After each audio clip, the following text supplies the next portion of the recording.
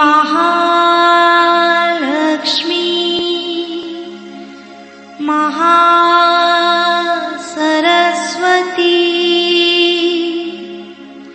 महाकाली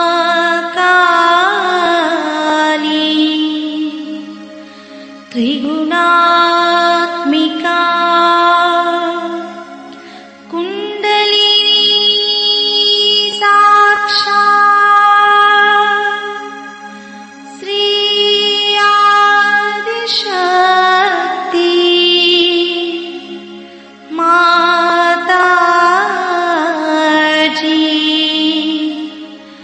श्री निर्मला देवी नमो नमः। ॐ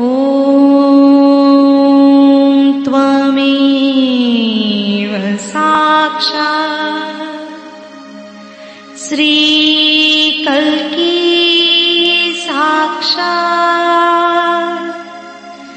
श्री आदिशक्ति माताजी श्री निर्मला देवी नमो नमः। साक्षात्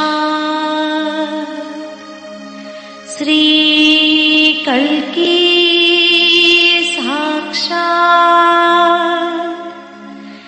श्री सहस्रार स्वामिनी मोक्ष प्रदायिनी माताजी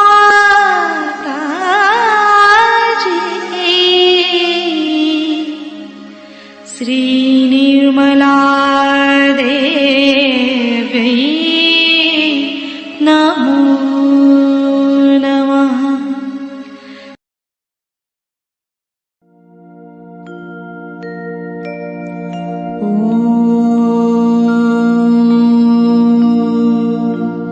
तमेव साक्षात् श्री गणेश साक्षात्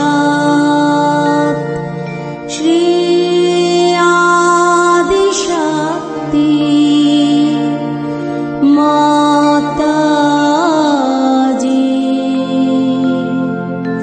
श्री निर्मला देवी नमो नमः।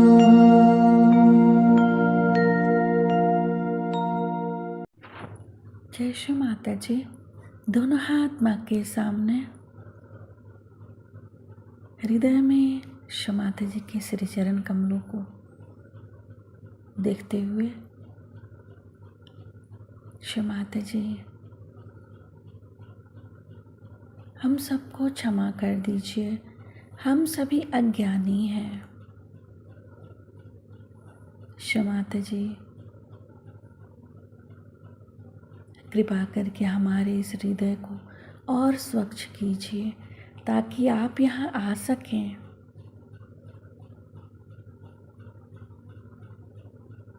माँ के श्री चरण कमलों को सेंटर हृदय में देखते रहेंगे।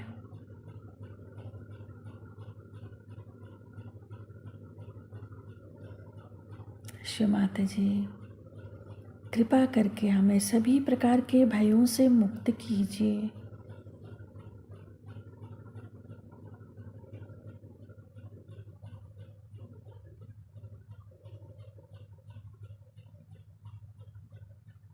श्रद्धा रूपेण संस्थिता या देवी सर्वभूतेषु श्रद्धा रूपेण संस्थिता नमस्तस्यै नमस्तस्यै नमस्तस्यै नमो नमः। धीरे धीरे अपने संपूर्ण चित्त को दोनों हाथों पे बारी बारी 10 अंगुलियों को देखेंगे।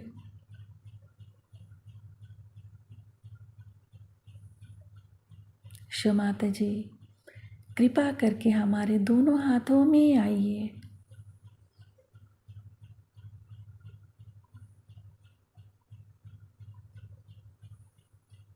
धीरे धीरे अपने संपूर्ण चित्त को राइट मूलाधार,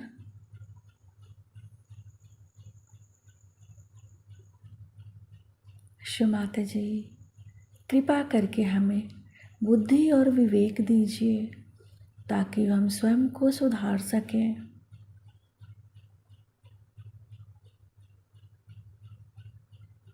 राइट मूलाधार पे शिव माता जी, आप निश्चित ही राक्षस हंत्री हैं। हमारे अंदर के समस्त राक्षसी प्रवृत्तियों को नष्ट कर दीजिए।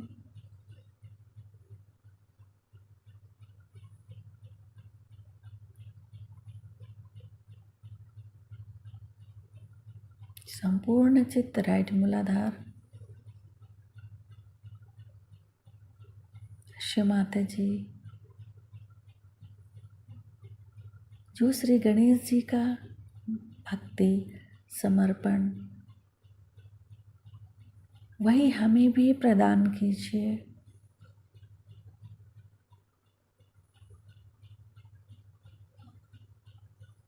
शिव माता जी, हमारे दाहिने मूलाधार में श्री महाकार्तिकेय शक्ति जागृत कर दीजिए।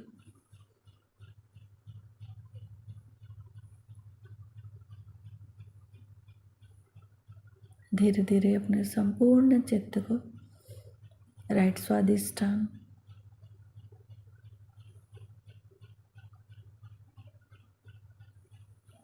राइट नाभि,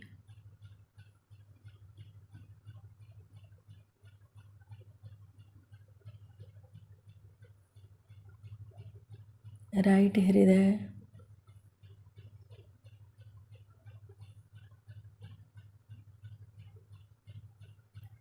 राइट विशुद्धि,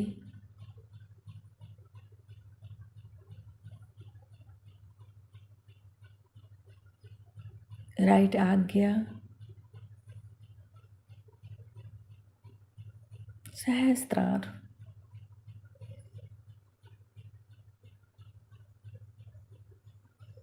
शिव माता जी, आपकी अमृत वाणी को हम सहस्त्रार से सुन सके, ऐसी कृपा कर दीजिए। श्री निर्विचारिता मंत्र, ओम त्वमेव साक्षात् श्री निर्विचारिता साक्षात् श्री आदि शक्ति माता जी श्री निर्मला देव्यै नमो नमः।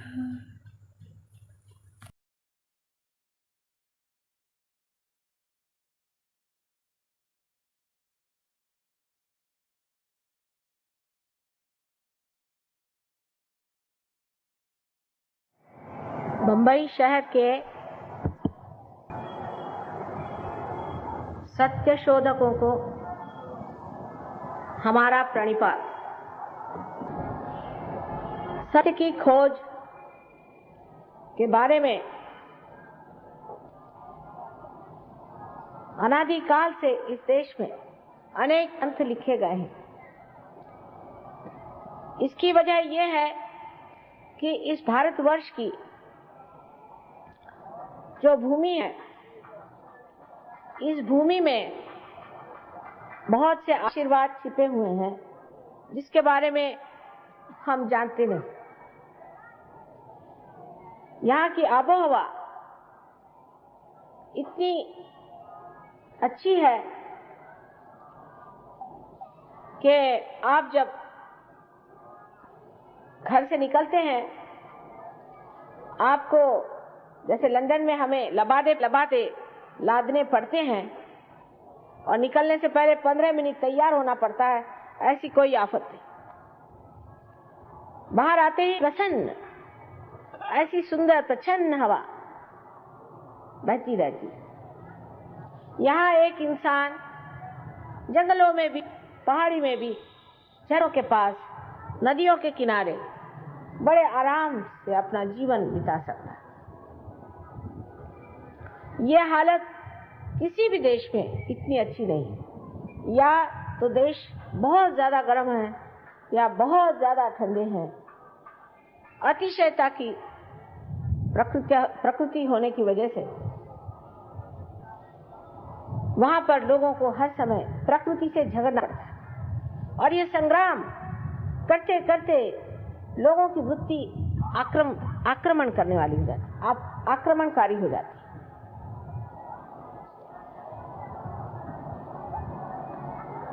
जब पहली मर्तबा मैं लंदन गई थी तो मैं सोचती थी कि यहाँ कोई कोप है परमात्मा की, कोई शाप है कि आप बाहर एक मिनट भी नहीं खड़े हो सकते, शुद्ध हवा आप एक मिनट भी नहीं ले सकते, घर से निकलिए तो बंद, मोटर में बैठिए दौड़कर और फिर जहां भी जाइए वहां से दौड़कर आप घर में घुस जाइए। कभी भी प्रचंड इस प्रकृति का मनोरम आस्वाद लेने की कोई सी भी व्यवस्था वहां नहीं है। शायद इस वजह से एक माँ की दृष्टि से मैं दोष प्रकृति को ही देना चाहती हूँ, क्योंकि आखिर कहीं भी हो मानव परमात्मा के पुत्र है। इस दोष की वजह से हो सकता है कि मनुष्य एक दूसरे से वहां बड़ा कटा रहता है और इस वजह से वहां की प्रकृति में क्या दोष है इसी के और उसकी दृष्टि रहती है। इतना ही नहीं कि इस आक्रामक प्रकृति को किस तरह से आक्रमण से जीता जाए, ये प्रवृत्ति सहज में ही उनके बर्ताव में, उनके विचार में पूरी तरह से दिखाई देती है। ना वहां कोई नदी में नहा सकता है, नदी इतनी ठंड होती है नदी में कि गंगा जी से भी ज्यादा वहां ठंडक होती है। और उसके बाद अगर वहां से आप कहीं से नदी में नहा ही लिए गलती से, तो उसके बाद आपको ऐसी बीमारियां हो जाएंगी जिससे आप जिंदगी भर के लिए जकड़ जाए। जब कोलंबस अमेरिका ढूंढने निकले थे, परमात्मा की असीम कृपा से मेरे ख्याल से हनुमान जी ने कृपा की कि वो उधर अमेरिका चले गए और इधर नहीं आए। अगर यहाँ जाते तो ना हम रहते ना सहयोग, वहां सबको खत्म कर दिया इन लोगों ने, एक एक आदमी को चुन चुन के मार डाला। और अब जब मैं वहां गई थी और अर्जेंटीना में, पेरू में, उससे भी ज्यादा न्यूयॉर्क आदि किसी भी देश में मैंने पूछा कि भाई यहाँ के आदि लोग कहाँ हैं, आदिवासी। उन्होंने कहा बस अब म्यूजियम में है, बाकी तो सब खत्म कर डाले। वही हाल हम लोगों का होता। सोचिए अगर कोलंबस महाराज यहाँ पहुंचते तो। ये परमात्मा की असीम कृपा है, वो जमीन के खोज में वहां गए, लेकिन सत्य के खोज में लोग हिंदुस्तान आए, क्योंकि सत्य इसी संसार में, इसी पृथ्वी में अगर खोजना है तो वो भारतवर्ष में छिपा। लेकिन हम लोगों की दृष्टि बाहर है। कल जैसे मैंने आपको समझाया कि हमारी जो क्रिया शक्ति है, जब वो ऊर्ध्वगामी होती है तभी वो जड़ों तक पहुंच सकती है, क्योंकि श्री कृष्ण ने खुद ही कहा हुआ है कि हमारी जो चेतना की या हमारी जो कार्य पद्धति है, उससे बढ़ने वाली हमारी जो चेतना है वो नीचे की तरफ अधोगति में जाती है और ऊर्ध्वगति में जाने से ही हम अपने जड़ों में पहुंच सकते हैं। और आपसे मैंने कल बताया कि वो जड़ें इसी देश में, इसी भारतवर्ष में है, और हम लोग इन अधोगति में जाने वाले लोगों के पीछे आंख बंद करके सीधे चले जाते। हमारे यहाँ भी मैं देखती हूँ वहां के मीडिया तो बहुत ही खराब है। वो तो भी भगवान को समझ ही नहीं सकते और सहयोग तो उनकी खोपड़ी पे से चलाया। आत्म साक्षात्कार नाम की चीज वो समझ ही नहीं सकते, उनसे बात नहीं, बेकार है। वो कहावत है ना कि उल्टे घघरी पर पानी डालने से फायदा है। लेकिन आज यहाँ का भी हाल वही हो रहा है कि यहाँ के भी अखबार वाले हैं या और लोग हैं, जो कि चाहते हैं कि कुछ बात कहें, वो भी विदेशियों के ढंग से कहते हैं। जैसे हर एक आदमी के ऊपर हावी रहो, हर एक आदमी को आप बुरा भला कहो, जो आदमी आपको पैसा दे दे उसके बारे में आप 1000 बार लिखो, और जो आदमी के पास पैसा नहीं उसके बारे में कुछ मत। अधिकतर ये हो रहा है। शुरू में जब सहयोग हमने शुरू किया था तो लोगों ने हमसे कहा कि आप अगर वोल्गा रेस्टोरेंट में हमको खाने को दिएगा और वहां रात का नाश्ता, तो हम आप पे 2 कॉलम लिखेंगे। हमने कहा मेहरबानी करके आप एक लाइन भी मत लिखिए, मेहरबानी करके। और वही अखबार रात में हम लोग पढ़ते हैं, इस अखबारों में इस तरह की बातें लिखी जाती जिसके पीछे वो मन है, वो विचारधारा है जो विदेशी। मेरे विदेशी विचारधाराओं से मुझे कोई लेना देना नहीं लगता, लेकिन वो जो विदेशी विचारधारा है उससे उनका क्या भला हुआ ये तो कम से कम जाके देखना चाहिए। एक आदमी अगर गड्ढे में जाके गिरा है तो ये तो जाके देखना चाहिए कि वो गड्ढे में है कि ऊपर की जो कुछ भी तामझाम है उनका, उससे हम लोग इस तरह से अभिभूत हो जाते हैं, हम उसी तरफ अपनी नजर किए हुए हैं और वहां आपको सत्य नहीं मिल सकता। सत्य इस देश में है और इसी देश में आपको सत्य मिलेगा, लेकिन आपका खोजने का तरीका आपको बदलना होगा। सत्य आपके बुद्धि से जाना जाता है, ऐसा बहुत लोगों का विचार है, लेकिन बुद्धि बहुत सीमित है, वो सत्य को जान नहीं। जब बुद्धि को मनुष्य इसी तरह से अपने विचारों को बढ़ाता है, जिसे हम कहें कि मेंटल प्रोजेक्शन करता है, अपने मस्तिष्क को इस तरह से दौड़ाता है, तो वो अपनी ही एक चीज बना करके और संसार के सामने एक कोई बड़ा बड़ी प्रमाण की तरह से, आइडियोलॉजी की तरह से सामने रखते हैं। आप शायद इतना सफर न करें जितना मैंने किया। मैं रशिया गई हूँ, चाइना गई हूँ, अमेरिका गई हूँ, हर दुनिया की आइडियोलॉजी को मैंने देख लिया। ईरान गई हूँ, कोई दुनिया का देश नहीं होगा जो मैंने देखा नहीं।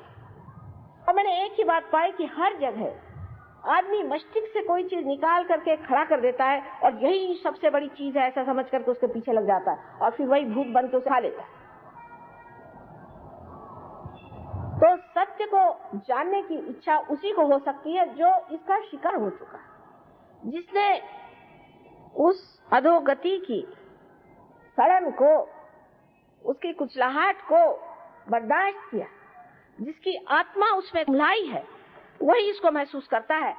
हम लोग उसे इसलिए नहीं महसूस कर सकते क्योंकि हम लोग तो हर समय अब वही सोचते हैं जो वो करे। जिस रास्ते से गुजर के वो गिर गए, उस रास्ते की कोई साकरी गली भी होनी चाहिए जिसको हमें अपनाना चाहिए। सत्य को जानने के लिए ये बुद्धि पर्याप्त नहीं, ये पर्याप्त नहीं है। इसलिए पहले बात अपने बुद्धि से ये जान लेना चाहिए कि अनादिकाल से हमारे देश में जो बड़े बड़े संत साधु हो गए, जो बड़े बड़े अवतरण हो गए, उन्होंने जो जो बातें कह दी वो क्या सब झूठे थे? उन्होंने क्या सब गलत बात कही? उन्होंने हर जगह कहा कि आप अपने आत्म साक्षात्कार को प्राप्त हो। तो क्या वो लोग गलत थे? हाँ, ये हम मानते हैं कि बहुत से लोग चोर होते हैं। अब चोर तो अपने देश में इतने चोर हो गए कि मेरे समझ नहीं आता है कि चोर कौन है और सिपाही कौन है। और चोर बन करके वो लोग सबका पैसा खाते हैं, जैसा इन्होंने बताया, बेचारों को सबको लूटा लाटा है, बहुत परेशान कर दिया। पर कोई एक तो सच्चा आदमी होना चाहिए, कोई तो एक सच्चाई से बात कर रहा है, लेकिन उसके समर्थक कहाँ हैं? वो तो समर्थक उसी चोर के होंगे क्योंकि वो चोर उनको पैसा देता है। जो ऐसे ऐसे साधु यहाँ हो गए, उनके बारे में अपने अखबारों में इतना ज्यादा लिखा गया था कि लोग अभिभूत हो गए। उसके बाद बाहर जाकर के वो शहंशाह बन के घूम रहे थे और उन्होंने रोल्स रॉयस से खरीदी, ये खरीदा, वो करा, और इस चीज से सब दुनिया अभिभूत थी कि वाह साहब कैसा इन्होंने अच्छा इनको बुद्धू बना रखा। लेकिन सत्य जो है ये हमारे अंदर निहित है। सत्य को हमें अपने मज्जा तंतु पे जानना है, अपने सेंट्रल नर्वस सिस्टम पे जानना है। जैसे ये चीज ठंडी है या गर्म है, ये जिस तरह से हम जानते हैं उसी तरह से हमें सत्य को अपने सेंट्रल नर्वस सिस्टम में जाना है, माने जिसे हम कहते हैं कि यह हमें विद होना चाहिए, इसका बोध होना चाहिए। बोध का मतलब ये नहीं कि हमने किताब जाके पढ़ी। संत तुकाराम ने कितनी किताबें पढ़ी थी। ज्ञानेश्वर जी वो तो इतनी छोटी उम्र में ही समाधि प्राप्त कर गए। हमारे यहाँ कौन से साधु संतों ने यूनिवर्सिटी की डिग्री ली थी? और जो डिग्री लेते हैं उनमें से कितने साधु संत हुए? वो यही डिग्री लेकर आते हैं कि कैसे लोगों को बेवकूफ बनाया जाए। जब वो कोई डिग्री वाला साधु संत हो गया तो समझ लो सबकी हालत खराब होना चाहिए। समझना ये चाहिए कि सत्य को जानने से पहले हमें नम्रता में उतरना चाहिए। अभी तक हमने सत्य को नहीं जाना। हमने जो अभी तक जाना है वो दूसरों की लिखी हुई बातें, दूसरों की पढ़ी हुई बातें, जो 4 लोगों ने बता दिया वो जानते हैं। इसने ये कहा, उसने ये कहा, उसने ये बताया, लेकिन हमने अपनी सेंट्रल नर्वस सिस्टम पे कुछ नहीं जाना। हमारी जो मज्जा संस्था है उस पर हमने कुछ नहीं जाना, उसका हमें अनुभव नहीं आया। एक इस नम्रता पर हम आए कि फिर हम जिस सत्य को जानते हैं वो सत्य बड़ा अधूरा सा है। सत्य में जो आप साइंस में जानते हैं वो वहां है, इसलिए आप जानते हैं, नहीं तो आप क्या जानिएगा। कि कार्बन में 4 वैलेंसीज होती है, ये आप देखते हैं इसलिए आप कहते हैं कि वहां है। इसमें कौन सी बड़ी बड़ी बात हो गई? जो है वही ना आप बता रहे हैं। लेकिन जो नहीं जानते हैं, जिसके बारे में आप अनजान हैं, उसकी ओर अगर आपको दृष्टि करनी है तो नम्रता पूर्वक आपको जानना चाहिए कि अभी बहुत कुछ जानने का है। और जानना शब्द भी जो है ये न से आया है, ज्ञ से आया है। इसका मतलब है हमारे मज्जा संस्था में उसकी प्रचिति होनी चाहिए। इसको मराठी में जाणीव शब्द है। इस बात को आप समझ लीजिए कि अपने बुद्धि के जो आप हथकड़े घुमा रहे हैं या उसी से जो कुछ डोरे निकाल निकाल करके सारी दुनिया को नचा रहे हैं, उसमें आप भी नाच जाइएगा, आपके बच्चे भी नाच जाइएगा और सारी दुनिया नाचती रहेगी और कुछ फायदा नहीं होगा। सत्य को जानना चाहिए, या आप नम्रता पूर्वक पहले अपने अंदर स्थित कर दें। आप कुछ भी हो, जब तक आप आत्म साक्षात्कारी नहीं हैं तब तक हमारी नजर में आप अनजान हैं। आत्मा का जब तक आपके अंदर प्रकाश नहीं है तब तक आपके पास वो अंतर्दृष्टि आई जिससे आप हमारे रंग को या कबीर के लाल रंग को समझ नहीं पाए। मेरे लाल की लाली इत देखूं इत लाल, मैं गई देखन लाली हो गई लाल, मैं ही हो गई लाल। कौन सा लाल रंग था वो, किसकी बात कर रहे थे? ऐसे रंग रंगो रंगे जो लाल लाल कर दीनी। वो लाल किसी को दिखाई देता है क्या?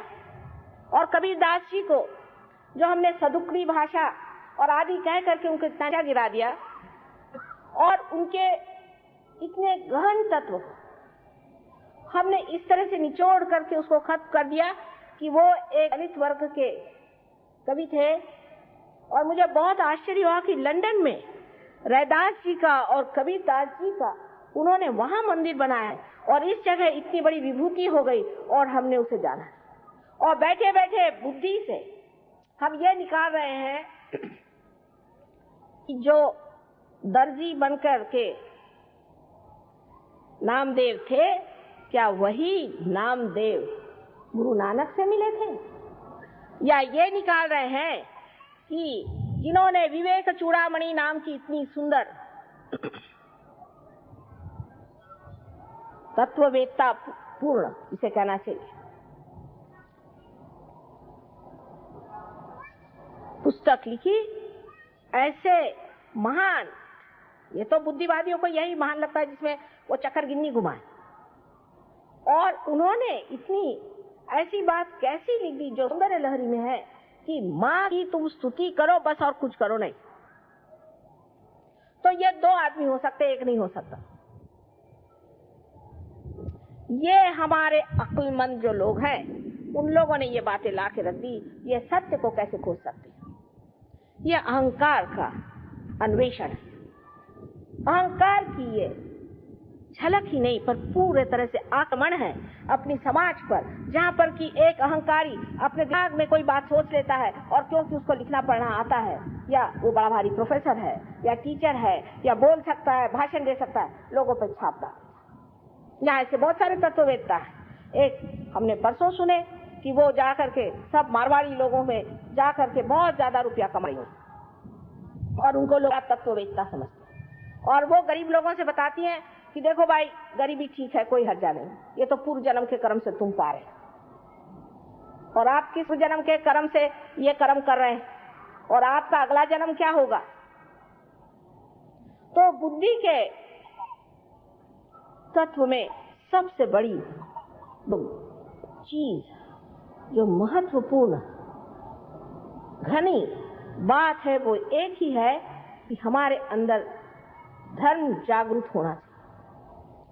जब धर्म जागृत होता है तभी हम सत्य को जानते हैं। अब धर्म का मतलब हम लोग ये समझते हैं हिंदू धर्म, क्रिश्चियन धर्म, फलाने धर्म, ये वो, ये धर्म है ही नहीं। कैसे हो सकते हैं बताइए आप? जब आप हिंदू धर्म की व्याख्या करते हैं, हिंदू धर्म में तो कहा है कि सबके अंदर एक ही आत्मा का वास। फिर आपने जातीयता कैसी बनाई?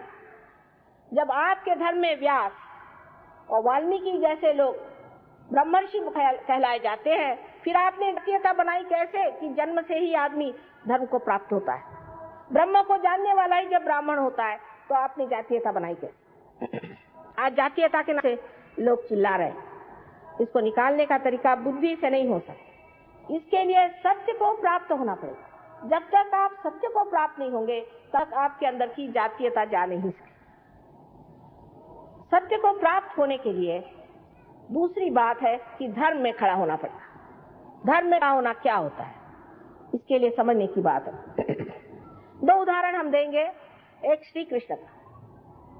श्री कृष्ण को लोग सोचते हैं कि उन्होंने अहिंसा सिखाई।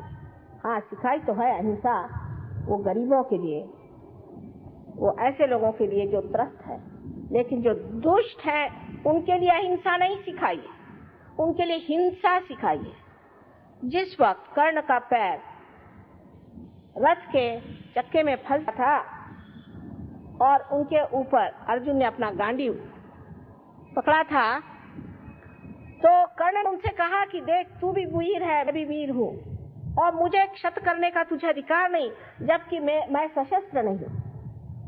तब कृष्ण ने अपनी उंगली आगे करके कहा कि जिस वक्त द्रौपदी की लाज लूटी जा रही थी तब तेरी वीरता कहाँ गई थी, मार। कृष्ण को लेकर के जो अहिंसा की बात करते हैं वो इसमें का भेद नहीं। कहा जाता है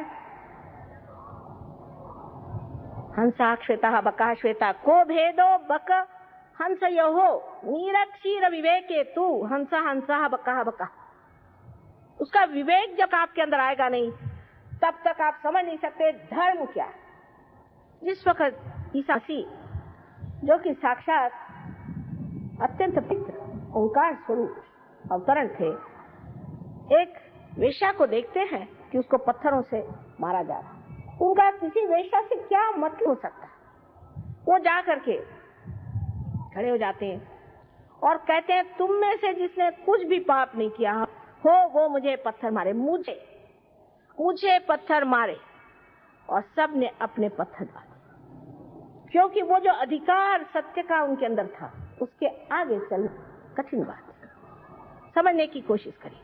आज हमारे देश में व्यक्तित्व नहीं है, चरित्र नहीं है। हम लोग रो रहे हैं, चरित्रहीन, दुर्बल, निर्बल, एक तरह से गुलामी लिए हुए इस पैसे के पीछे में चाहे जो करने के लिए हम तैयार हो रहे हैं। उसकी वजह यह है कि अभी हमने ये जाना नहीं धर्म क्या होता है। जब आपके पास पैसा नहीं है, ठीक है, इसलिए गरीबों का पैसा लूटने की जरूरत नहीं। और अगर आप ही खुद, जैसे मैं कल कहा आपसे कि आप शराब पीते हैं, तंबाकू खाते हैं, सिगरेट पे सिगरेट पीते हैं और यहाँ पर जाके स्ट्राइक करते हैं कि हमें ज्यादा पैसा दीजिए, काहे के लिए? शराब ज्यादा पीने की।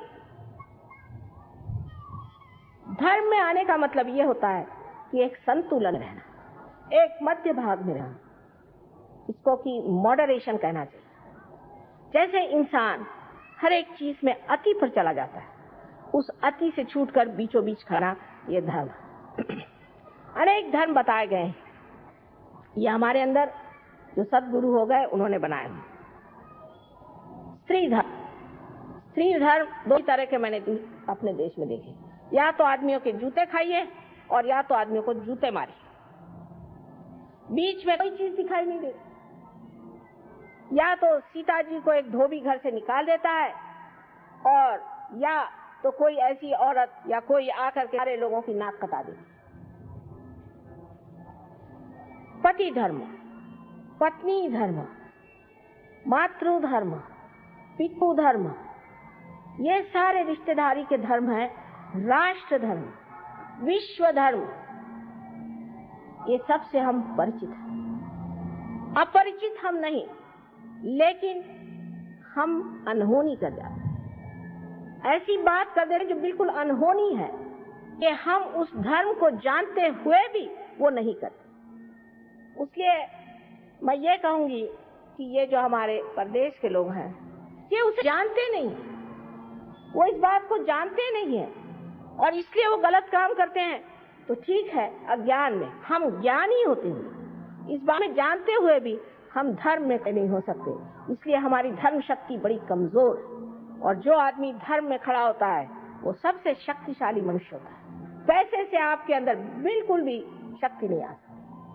मैंने ऐसे ऐसे पैसे वाले देखे हैं कि जो लड़खड़ाते हुए खड़े रहते हैं, इसका पैसा दिया, उसका पैसा नहीं दिया, इनकम टैक्स वाले आने वाले हैं, ऐसा होने वाला, वैसा होने वाला, मेरा लड़का पैसे लेके भाग गया, मेरी बीवी भाग गई, फलाना हो गया, ठिकाना हो गया। सत्ता से तो बिल्कुल नहीं आ सकता।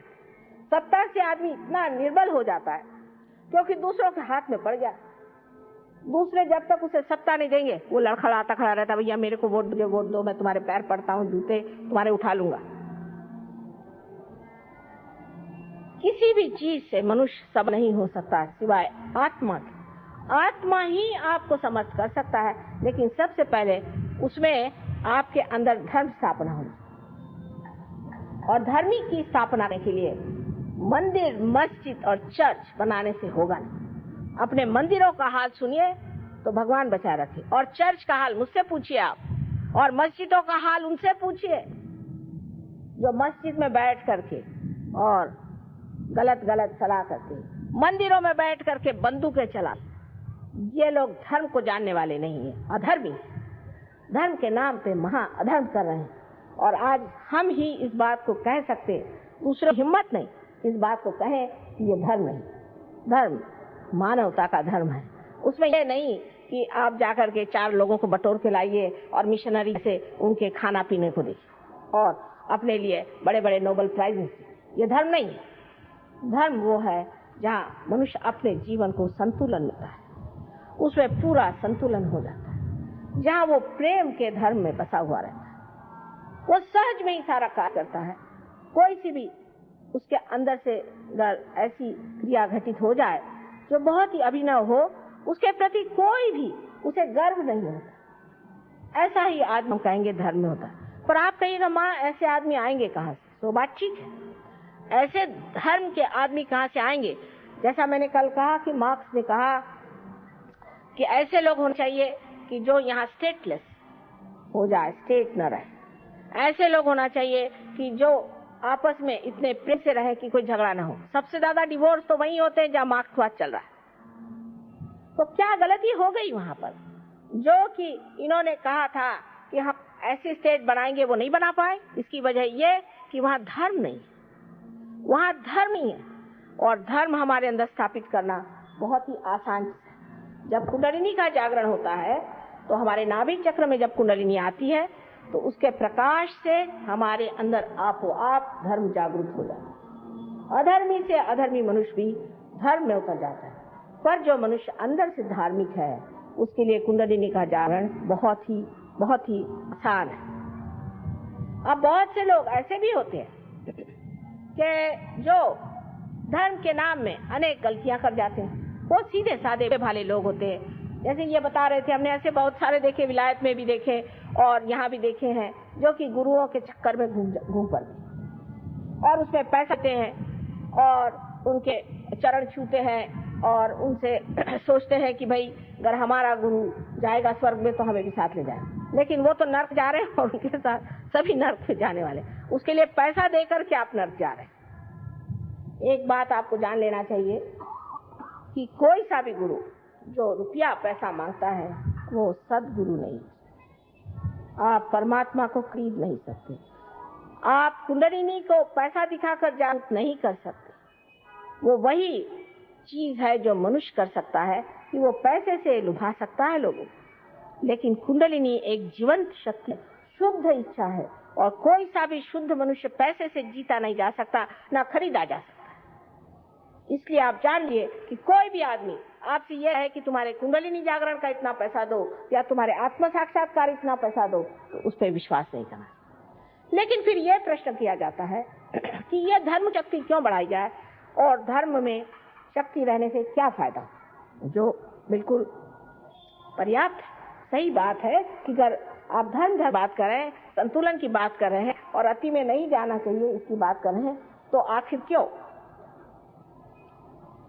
जब आप कोई प्लेन को देखते हैं जो आकाश में उड़ता है, उसके उड़ान से पहले देखा जाता है कि वो संतुलित है या नहीं, उसके सब पेंच कसे हुए हैं या नहीं, वो सब पूरी तरह से जुटा हुआ है या नहीं।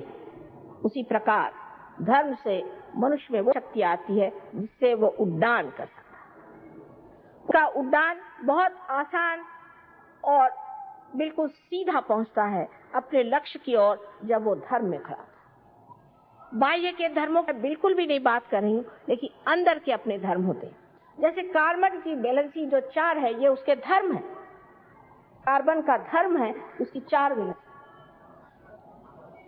और उसी प्रकार हमारी 10 वैलेंसी है, हमारे 10 धर्म हैं। उन 10 धर्मों को हमें संभालना चाहिए और जब तक हम उन 10 धर्मों में संतुलित नहीं होते हैं तब तक हमारी उड़ान नहीं हो सकती।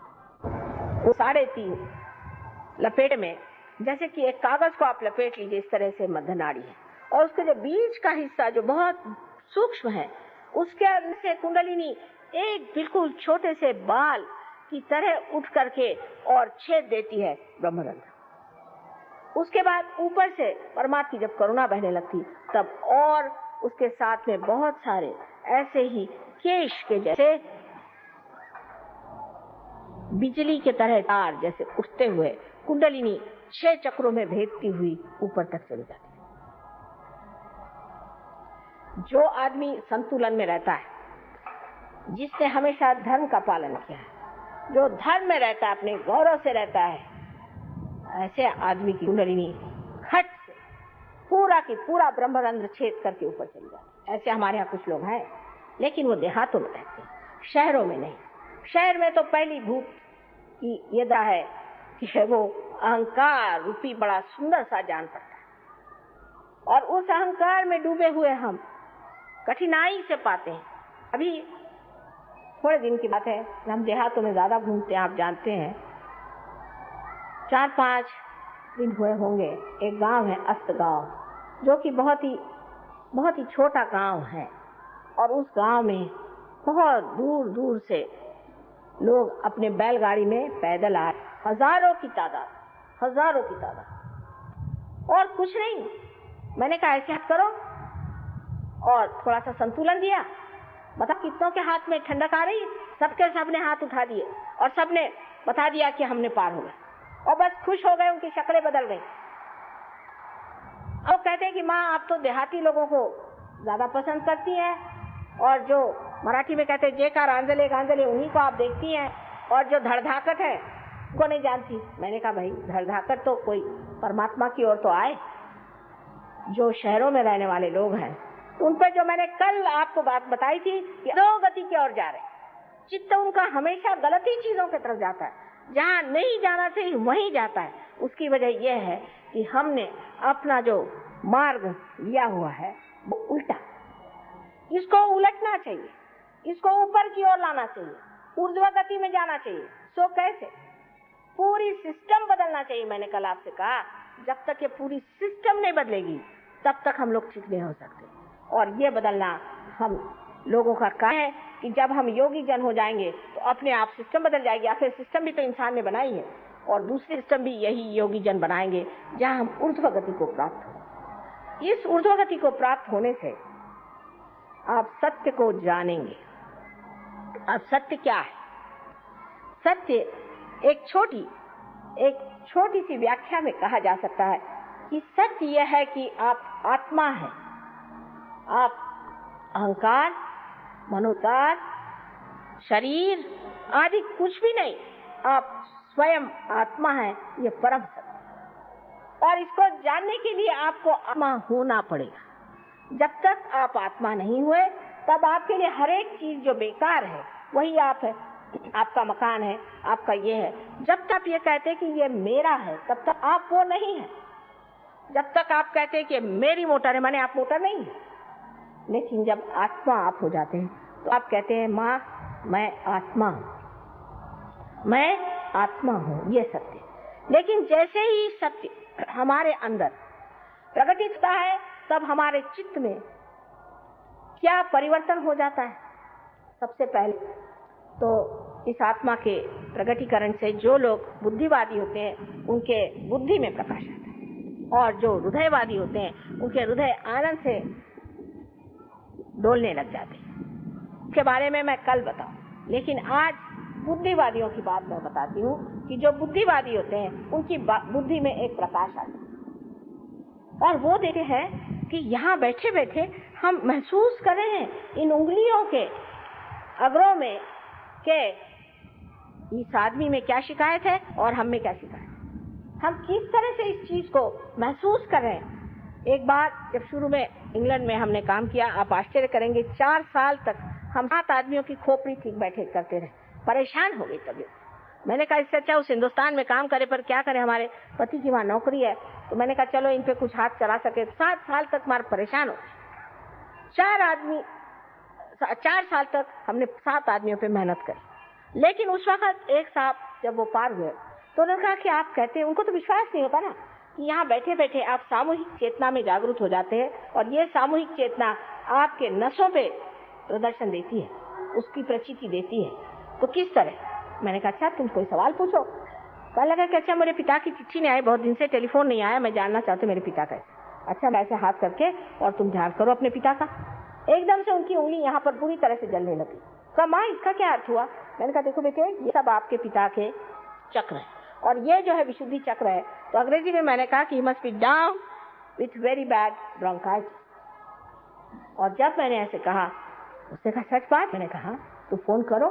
जब उन्होंने फोन किया तो उनकी माँ फोन पर आई और उन्होंने यही वाक्य कहा, your father is down with very bad bronchitis. उसके बाद उनका अच्छा अब क्या करें? मैंने कहा अच्छा मैं तुमसे बताती हूँ उसको किस तरह से ठीक करना है। और जब वो किया तो 1 घंटे बाद उनकी माँ का फोन आया। उनका भाई पता नहीं क्या चमत्कार हुआ कि तुम्हारे फादर एकदम आधे घंटे बाद उसके खड़े हो गए, उस परफेक्ट लौट है। ये चित्त की कमाल, जिसे चित्त कहते हैं, ये असली चित्त है जिसमें सत्य का प्रकाश आ जाता है। यहाँ बैठे बैठे आप ये सब कार्य कर सकते हैं। आज तक मनुष्य ने कोई सा भी जीवंत कार्य नहीं किया, सब मरा हुआ कार्य लोग कर रहे हैं। मैंने कल ही बताया आपसे, जीवंत कार्य सिर्फ आत्मा के प्रकाश से हो सकता है, जबकि हाथों के उंगलियों के सहारे सारी कुंडली नहीं उठती है। आज आपने डॉक्टर वॉरेन को सुना है, इनकी जो बातें हैं, जो भी कहा, इससे बहुत गहरे आदमी हैं। इन्होंने कम से कम कुछ नहीं तो 4-5 हजार ऑस्ट्रेलिया के लोगों को आत्मदर्शन दिया और इन्होंने कुल वहां 12 शहरों में सेंटर खोले हैं। सिर्फ सिडनी में ही 7 सेंटर। इतना इन्होंने कार्य किया और ये आदमी बिल्कुल गए बीते हालत में यहाँ आए थे, बहुत बीमार। इतनी समर्थता इस आत्मा ने दे दी यही समर्थ। यही कहा जाता है मराठी में, समर्थाचिया वक्र पाहे असा सर्व भूमंडल कोण आहे। हमारे शिवाजी महाराज भी आत्म साक्षात्कारी थे। देखिए उनका जीवन कितना शुद्ध था। कर आप तुकाराम या ज्ञानेश्वर जी, नामदेव जी, गोरा कुंभार किसी का भी जीवन देखें तो आप कहेंगे कि माँ इतने शुद्ध कैसे थे? क्योंकि आत्म साक्षात्कारी मनुष्य शुद्ध रहता है, अपने में समर्थ रहता है और किसी तरह से आशंकित नहीं रहता है। हर समय जानता है कि उसकी रक्षा परमात्मा करने वाली। आपको परमात्मा के साम्राज्य में आना चाहिए। आजकल के जमाने में ये बातें करना, लोग सोचते हैं ये मेरी बेवकूफी है, क्योंकि जो बेवकूफ होते हैं वो दूसरों को हमेशा इस तरह से समझते भी। लेकिन बात सही यह है कि जो हजारों वर्षों से अपने देश में कहा गया है कि आत्म साक्षात्कार को प्राप्त करिए, वो बात बिल्कुल सही है और वही बात आज मैं दोहरा रही हूँ। इन लोगों की बातों में आकर के, इन लोगों के झांसे में आकर के आप दूसरी बेवकूफी कर रहे हैं। पहले इनके झांसे में आके देश को बेच डाला और अब इनके झांसे में आकर के अपनी जो पुरानी सबसे बड़ी चीज, मूल्यवान चीज है, उसको भी खो देंगे। कुंडलिनी का जागरण करना कोई आज की बात नहीं है। मार्कंडेय कहते हैं कि 14,000 वर्ष पहले उन्होंने कुंडलिनी का जागरण किया था। जनक राजा ने नचिकेता का कुंडलिनी का जागरण किया था। उस वक्त एक ही दो लोगों का जागरण होता था, क्योंकि जिंदगी के इस वृक्ष पर एक ही दो फूल लगते थे। पर आज मैं कहती हूँ कि मौसम बहार का, चारों फूल तैयार है, जिसके लिए नल दमयंती आख्यान में लिखा हुआ है कि कलयुग में ऐसा समय आएगा जहाँ पर कि हजारों लोग एक सर्वसामान्य घर गृहस्थी में रहने वाले आत्म साक्षात्कार को प्राप्त। नाड़ी ग्रंथ नाम का एक ग्रंथ भृगु मुनि ने न जाने कितने हजारों वर्ष पहले लिखा था। उसमें स्पष्टता लिखा हुआ है कि इस तरह का समान वाला है जब लोगों की सहज में कुंडलिनी जागृत हो जाएगी। लेकिन कुंडलिनी की बात हजारों वर्ष तक लोगों ने गुप्त रखी और कही। ज्ञानेश्वर जी ने अपने ज्ञानेश्वरी में 6ठे अध्याय में, जबकि उन्होंने गीता पे टीका लिखी, उनसे रहा नहीं गया, उन्होंने उस पर कुंडलिनी का वर्णन कर दिया। लेकिन बाद में सबको बताया गया कि वो 6ठा अध्याय पढ़ा, क्योंकि इनका पेट जो मारा जाएगा, जो परमात्मा के नाम पर पैसा कमा रहे हैं उनका पेट मारा जाएगा। तो उन्होंने कहा कि आप 6ठा अध्याय मत पढ़ें। 6ठा अध्याय पढ़ने से लोग जान लेते कि ज्ञानेश्वर जी ने दिंडी करने के लिए नहीं कहा था, कभी नहीं कहा था कि आप तंबाकू चढ़ा करके विठ्ठल विठ्ठल करके अपनी तंदुरुस्ती चौपटाए। उन्होंने कहा था कि ध्यान करके परमात्मा को प्राप्त हो। भक्ति का मार्ग ये नहीं कि जैसे कहा जाता है चित्रकूट के घाट पर भई संतन की भीड़, तुलसीदास तिलक विषय तिलक करत रघुवीर, उसको भी तिलक दिया चल आगे चल। उनको नहीं पहचाना, हनुमान जी को नहीं पहचाना, क्या फायदा? ये एक जिसने आत्म साक्षात्कार को प्राप्त नहीं किया उसकी क्या दशा होती, तुलसीदास जी ने वर्णित किया हुआ। इसलिए आत्म साक्षात्कार होना बहुत आवश्यक है। आत्म साक्षात्कार करने के लिए कोई ऐसे अजीब अजीब प्रश्न पूछते हैं कि आप ही क्यों करते हैं? भाई आप करो, मुझे तो बड़ी खुशी हो, आप आइए पधारिए, मैं आपको 10 हार पहनाऊं, मुझे छुट्टी करिए। अगर आप कर सकते हैं तो क्या करें, क्योंकि मैं कर सकती हूँ इसलिए वो नाराज। लेकिन अगर आप कर सकते हैं तो बड़ी अच्छी बात, आप करिए ना।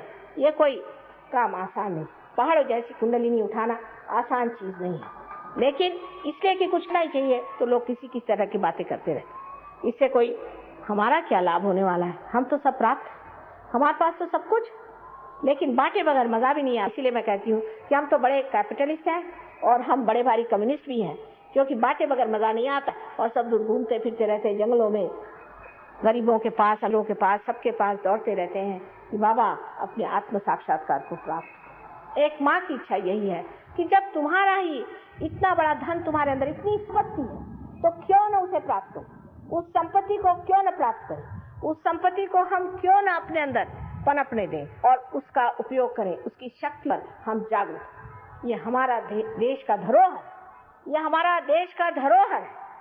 इसको जान लीजिए कि आपका और कोई धरोहर नहीं और सब मूल्यवान धरोहर ये है। जिस दिन आप इसे प्राप्त करेंगे उस दिन सारा संसार आपके चरणों में लौटेगा। ये लोग जब आए प्रदेश से आते साथ इस भूमि की मिट्टी इन्होंने अपने सर में लगा ली। और जब ये तुकाराम के स्थल पर गए थे देहू में, और वहां जब ऊपर पहुंचे तो लोगों ने बताया कि माँ ये तो मिट्टी पे अपना सर लगा है। मैंने कहा क्यों?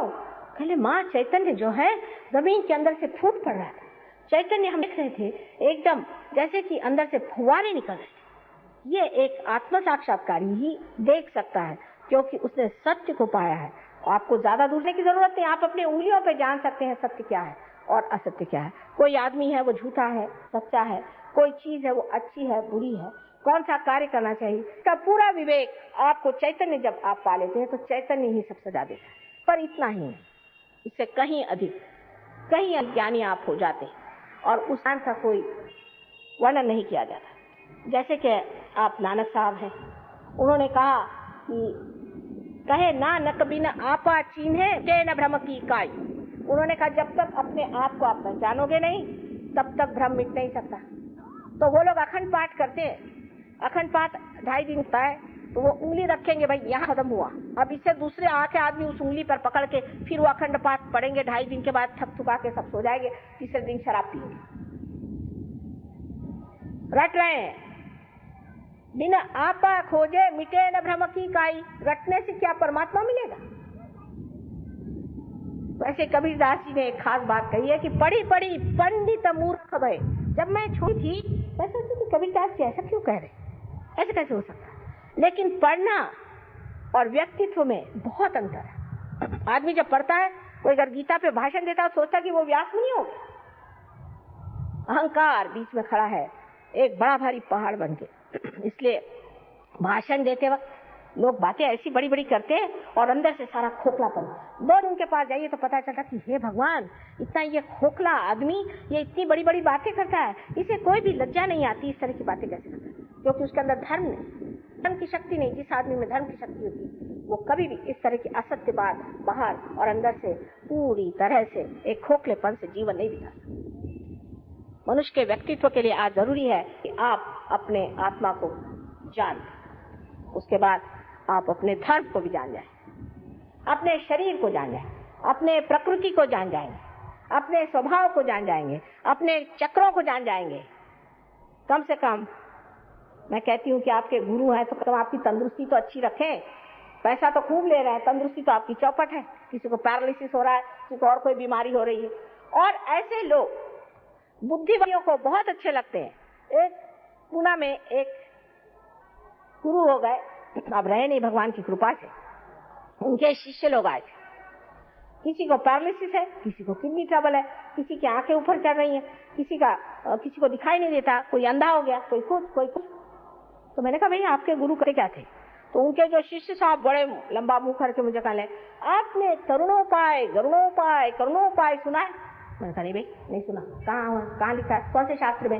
नहीं शास्त्र में नहीं, हमारे गुरुजी ने हमें बताया। अच्छा, ये कहाँ से बीच में से निकल आए आपके गुरुजी जो कि सारे शास्त्रों को बनाकर और अपनी तरफ से बता रहे हैं एक बात को। जो आदमी अपने ही तरफ से नई चीज निकालता है और अपने को बड़ा अभिनव समझता है, वो जीवंतता लेकर नहीं, क्योंकि जीवंत चीज ऐसी होती है कि बीज से मूल और मूल से उसकी पूरी सृष्टि होती है एक वृक्ष की, और फिर उस वृक्ष में ही जा करके फल लगता है। ये नहीं कि फल कहीं आकाश से चला है, वो तो प्लास्टिक का होएगा। सारे शास्त्रों का आधार इस पर होना चाहिए।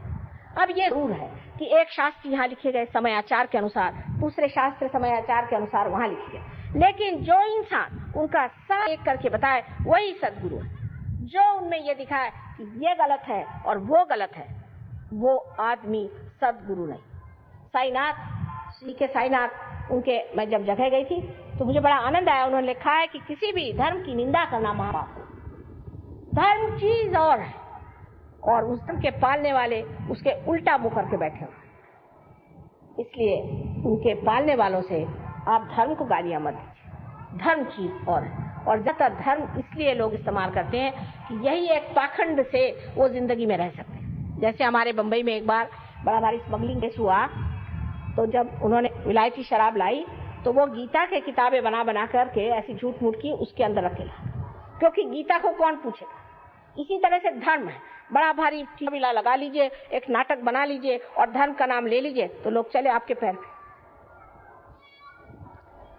धर्म के लिए संसार छोड़ने की जरूरत, घर द्वार छोड़ने की जरूरत नहीं। कोई चीज जब पकड़ी नहीं तो छोड़ेंगे किसी। उसने किसी चीज को पकड़ा हो वही तो छोड़ेगा। आज ठीक है, हमारे पति हैं, उनकी एक फैमिली है, पिता की एक फैमिली है, उनका एक ढर्रा है, उस घर में रहने का है, ठीक है, उस ढंग से हम रह रहे। कल अगर आप जंगलों में कहिए, जंगलों में रहेंगे, हमारी अपनी बादशाहत है। हम थोड़ी ना कि ये चीज चाहिए हमको, वो कंफर्ट चाहिए हमको, एयर कंडीशनिंग चाहिए, ये तो भिखारियों के लक्षण है। और जो भिखारी होता है वो कोई गुरु नहीं हो सकता। जो आपके टुकड़ों पे पलता है वो कोई गुरु होगा? अगर कोई कहे कि मेरे घर में आपके मुफ्त रहे तो आप रहिएगा, जिसमें इतना भी आत्माभिमान नहीं। ऐसे आदमी को आप लोग गुरु मान लेते हैं और उनको पैसा रुपया देते रहते हैं, बकवास सुनते रहते हैं, तो आपके लिए भी क्या कहा जाए। ऐसे लोग मार खाते हैं, उनकी कुंडलिनी हाथों हाथ हो जाती। मैंने देखा है हताहत इतनी बुरी तरह से होती है कि कभी कभी किसी किसी की कुंडलिनी जैसे कोई किसी ने मार मार के उसके बिल्कुल धजड़ा बना दिया, इतने उसमें छेद दिखाई देते और माँ छटपटाती रहती बेचारी आपकी माँ कि इसको कैसे मैं रियलाइजेशन दूं, इसका मैं कैसे उद्धार। तो परिवर्तन होना चाहिए, आपके अंदर परिवर्तन होना चाहिए। और परिवर्तन ऐसा होना चाहिए कि दुनिया कहे चमका हुआ ये सितारा है, ये चमक गया है, इसके मुंह पर कांति आ गई, कितना बढ़िया आदमी है। हमने ऐसे ऐसे देखे कि एक रात में शराबी कबाबी आदमी था, इतना शराबी आदमी कि आके मुझे वो गाली दे रहा था, और दूसरे दिन पार होते ही आप उनकी शक्ल नहीं पहचान सकते, क्योंकि आदमी समर्थ हो जाता है, इतना शक्तिशाली होता है कि किसी भी तरह की गंदगी, किसी भी तरह की बुराइयां, किसी भी तरह की गुलामी वो नहीं करता। हमको कोई सब साधुओं से थोड़े कहना पड़ता था कि भाई तुम शराब मत पियो, उनके लिए कोई शराबबंदी थोड़ी करनी पड़ती थी। वो स्वयं इतने शुद्ध थे कि जहां जाते थे वहीं लोग इसको छोड़ देते। लेकिन इतना ही नहीं, जिस वक्त आप सत्य को प्राप्त होते हैं तो इसका एक प्रकाश है, उस प्रकाश में जब आप दूसरों को देखते हैं तो आपको नजरअंदाज आ जाता है कि इस आदमी को क्या परेशानियां हैं और उसकी सहायता कैसे।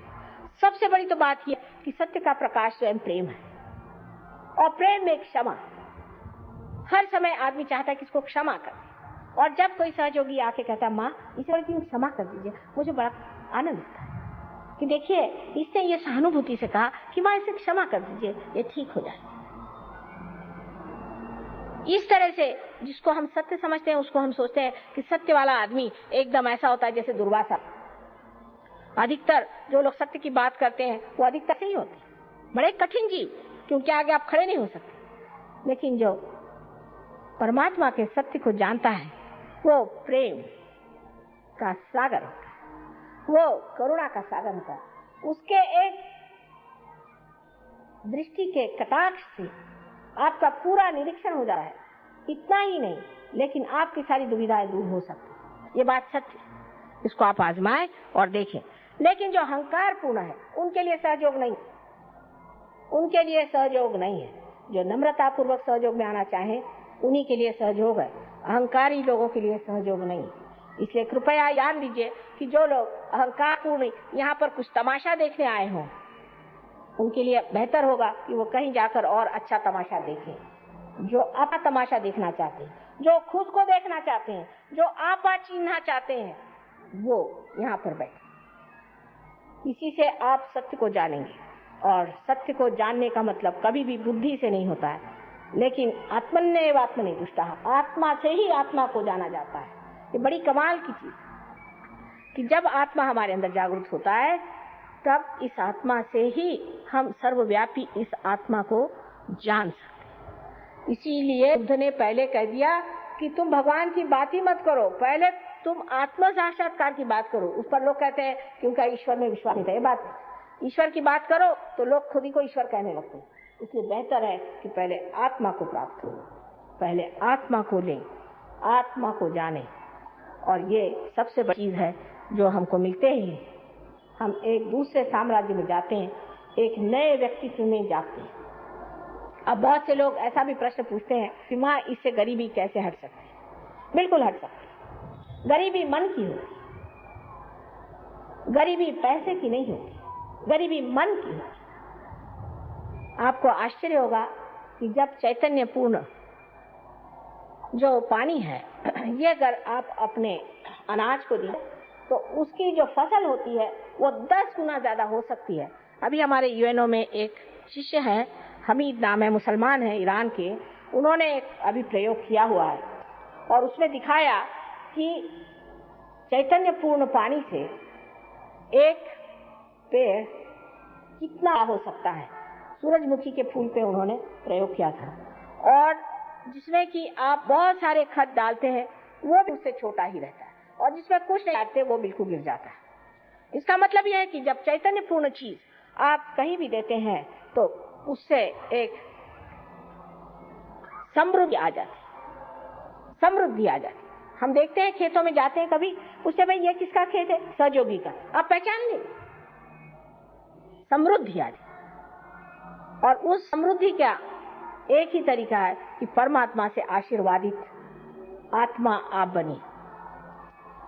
उसके अनेक हाथ हैं, उसके अनेक आशीर्वाद हैं, उसके दरबार में किसी चीज की कमी नहीं और उसकी गवर्नमेंट नहीं एफिशिएंट है कि बस आप उससे कोई बात कर दीजिए हो जाती, पर पहले उससे कनेक्शन तो हो जाए।